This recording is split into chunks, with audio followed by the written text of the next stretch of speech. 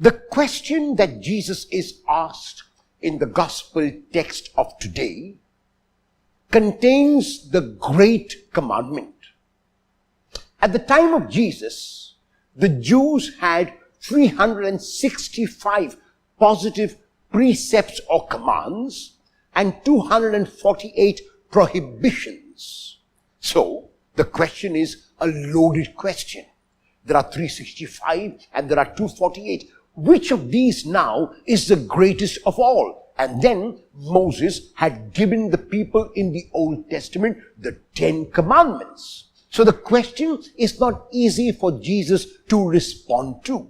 However, Jesus is aware of his own self, he is aware of others, and he is also aware of the law.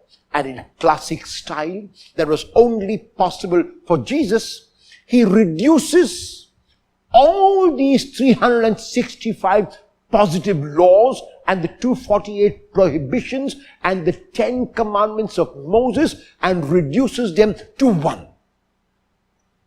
And that one commandment is to love God and to love one's neighbor both unconditionally.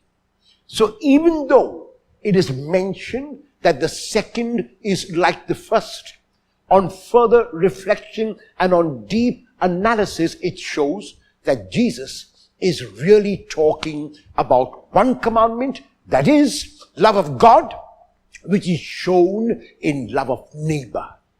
In his first letter, the evangelist John in chapter 4 verse 20 says that if someone says that he or she loves God and cannot love his brother or her brother or sister, that person is a liar.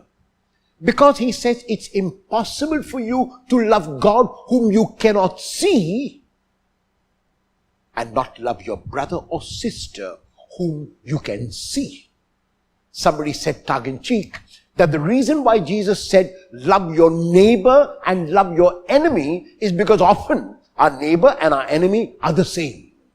The point is that our love for God cannot be shown except in our love for each other. Our love for God cannot be made tangible except when I express it in my love for others. If I love others as much as I say I love God, then I am on the right track. I am following the commandments. Every single religion in the world speaks about this. Every single religion in the world talks about love. And so the challenge is, can I show my love tangibly and really? Can I show my love in action? Because if I do, then I'm living out the one commandment of loving God and loving my neighbor.